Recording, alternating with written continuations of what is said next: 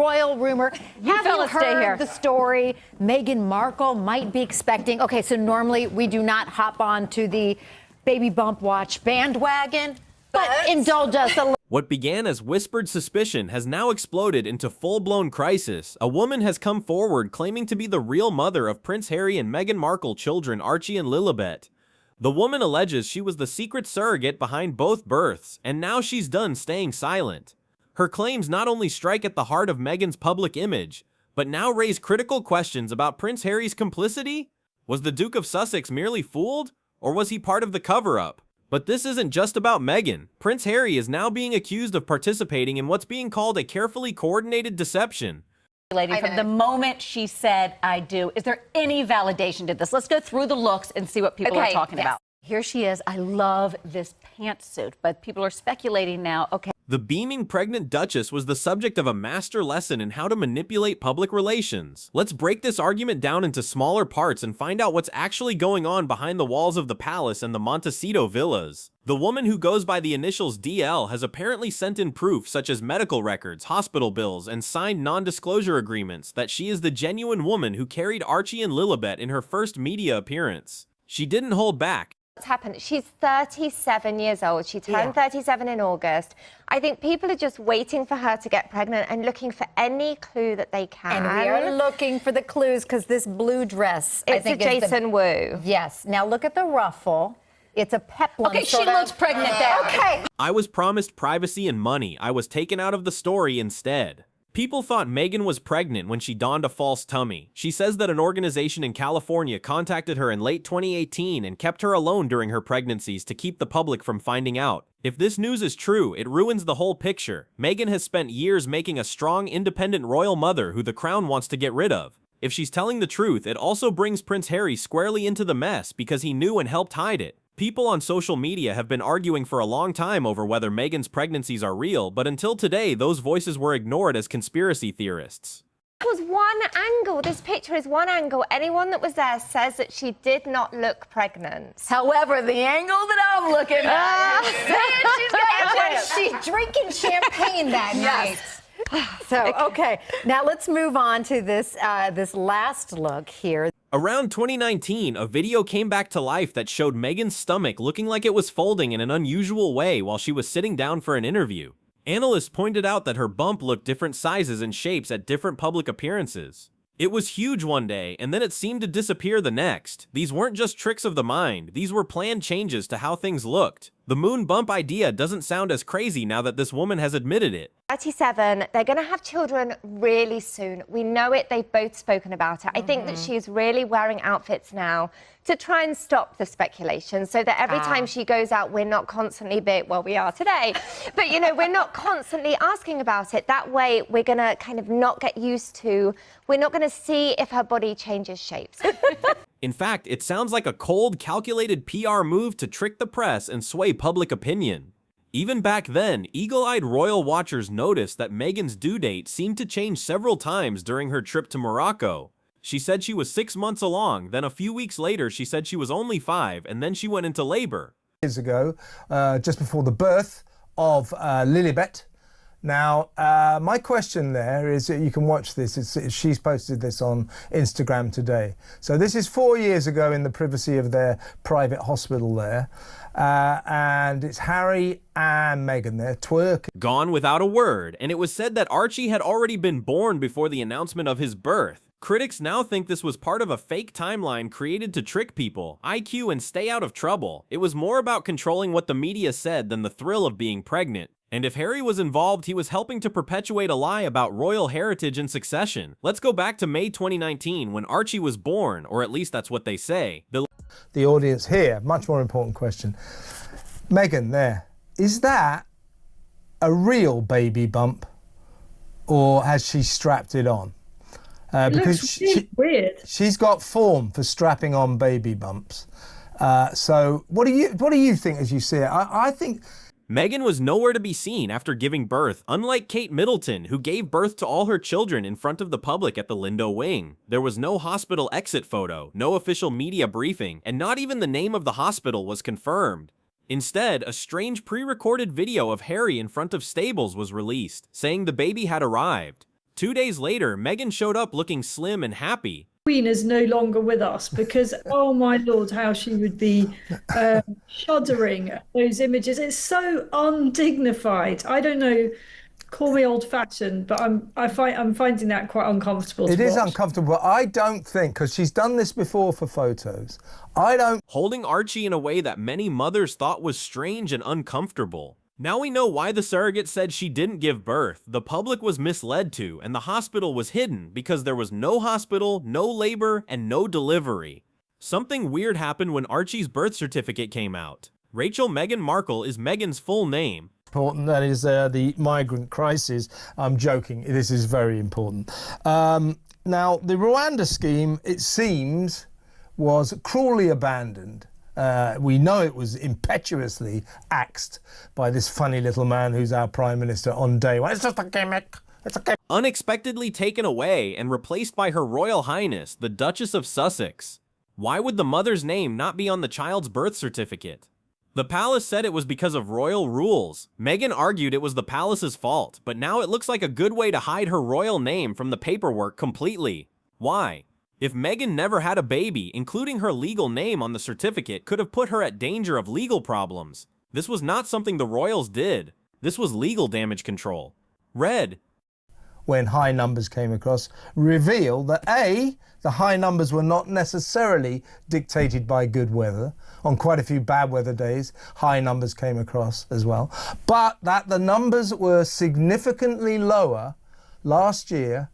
According to people who know, Meghan and Harry's lawyers are spending extra hours behind closed doors. Legal sources say the couple has vowed to sue any media outlet that dares to report on the surrogate's statements right away. But here's the problem. There hasn't been an official denial. The Sussex camp is using intimidation instead of showing proof or being open. That plan is currently failing. Public relations experts say that not speaking up when significant accusations are made simply makes the surrogate look more suspicious. In the meantime, It's summer, and there's a summer season and there's a surge in the number of migrants. So that's not an excuse. You know, it's like, so as with the NHS crisis every winter, it's utterly predictable. No one ever seems to be able to do anything about it. It's as ridiculous as saying, well, we've got an NHS crisis because it's cold. No, we've got Prince Harry and Meghan Markle are reportedly trembling behind closed doors as Kensington Palace drops what many are calling the final proof of Archie and Lilibet's true identity. And it's not just symbolic, it's legal, it's documented. And worst of all for the Sussexes, it's being backed by DNA testing and sworn depositions, a level of verification that shifts this from royal rumor to irrefutable record.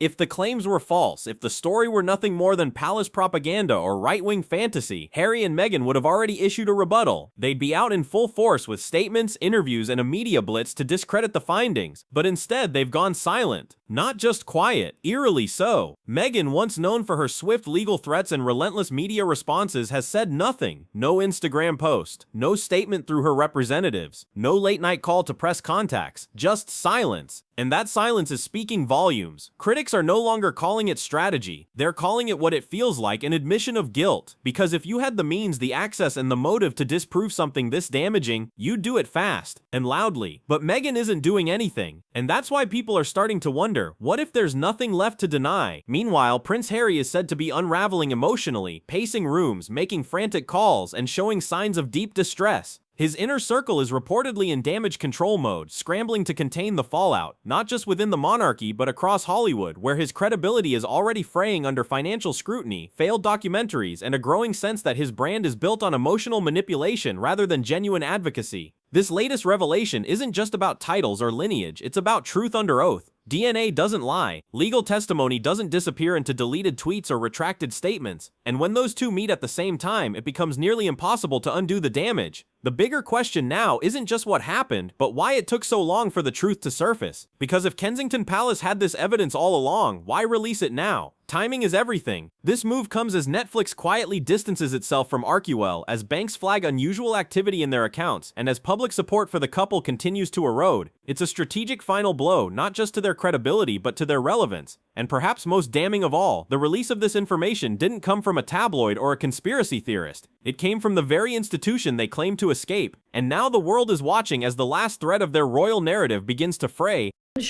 They come. You know, the French have made this point and they're actually right. I mean, I've got no particular holding no candle for the French. I think they've let us down very, very badly, and I think they're completely taking us for a ride. But they are right that if we stop rolling out the red carpet, maybe a few more. Sources close to Prince Harry and Meghan Markle claim the Duke of Sussex has been increasingly volatile, caught in a storm of frustration, anger, and emotional turmoil. He's reportedly been lashing out at staff, pacing rooms, and expressing deep regret over the path he's on, not just politically or financially, but personally. The weight of the moment is crushing him, and for good reason. Harry is said to be caught in an impossible position, torn between loyalty to Meghan and the growing reality that he may have been misled all along. Whether intentionally or not, the narrative he once believed about his children's heritage, their identity, and their place in history is now under legal and constitutional scrutiny. And that betrayal, if true, cuts deeper than any headline ever could. Buckingham Palace, which has largely kept its distance from the Sussexes' self-made chaos for years, is now taking action. Not with press releases, not with interviews, but with constitutional consultants quietly reviewing the eligibility of Archie and Lilibet's royal status, a move that signals something far more serious than mere gossip. This isn't just about public perception anymore. It's not just about branding, media manipulation, or Netflix drama. It's about eligibility for royal titles, about line of succession implications, about whether two children born under the global spotlight were ever truly who we were told they were. The question now being raised by palace advisors and legal experts is chilling in its implications. Are royal titles meant to be inherited or manufactured? Reports suggest that constitutional lawyers are investigating whether children conceived through surrogacy, especially those whose origins were concealed from the public and possibly even from the crown itself, should be considered part of the official line of succession. If the answer comes back negative or worse, if it reveals deception at the highest levels, that opens up a Pandora's box of legal, historical, and symbolic consequences. Because this isn't just a PR crisis. It's a constitutional crisis waiting to explode.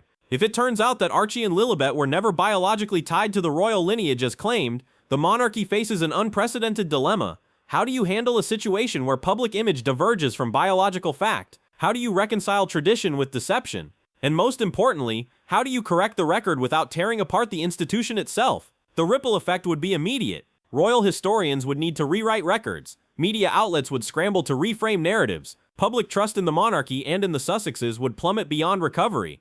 And yet Buckingham Palace remains silent. Not out of weakness, out of calculation. Because what they've done now, releasing verified documentation, sworn depositions, and reportedly even DNA evidence, is far more damaging than any statement ever could be. They didn't go on the offensive with words. They went on the offensive with truth. And that kind of truth doesn't just shake headlines, it shakes history.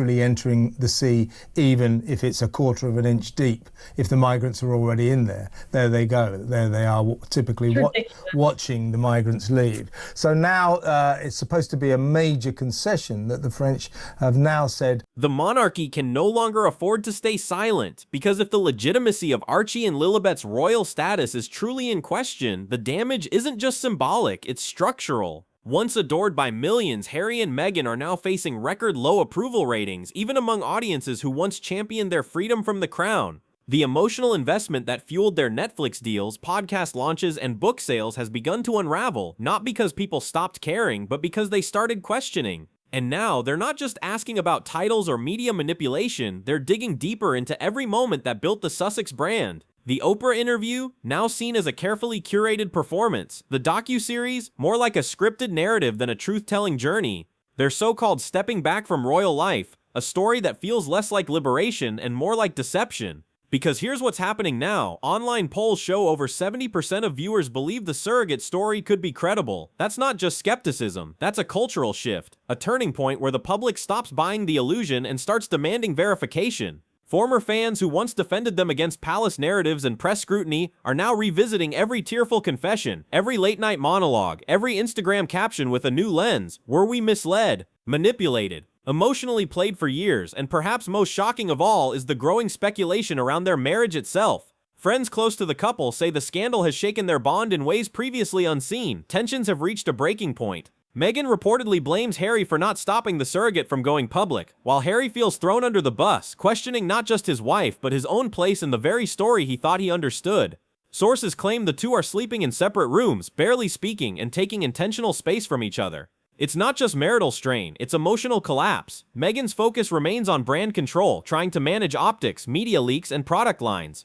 Meanwhile, Harry is spiraling, his identity, legacy, and his children's futures now hanging in the balance. This isn't just another headline, this is a constitutional reckoning. If the surrogate's claims hold weight, and if DNA testing confirms what many now suspect, the consequences will be seismic. Royal status revoked, public trust shattered, and the entire Sussex narrative exposed for what it may have always been, a carefully constructed illusion. Could this scandal mark not just the end of their royal standing, but the final fracture in their marriage? It's starting to feel that way. Because this isn't just about betrayal by the press or palace politics. This is about betrayal within the home, about secrets kept too long, about stories rewritten one too many times. And the world is watching it unfold in real time. This isn't a fall from grace, it's a fall from deception. And as the foundation of their public image cracks apart, one thing becomes painfully clear. The House of Sussex wasn't built on truth. It was built on narrative, on emotion, on storytelling without accountability. And now the story is slipping from their grasp. Drop your thoughts below. Is this the beginning of the end, or just the first chapter of full transparency? If you found this breakdown honest, sharp, and worth your time, hit like, subscribe, and turn on notifications for more fearless commentary on power, perception, and the figures shaping our culture. Thanks for watching.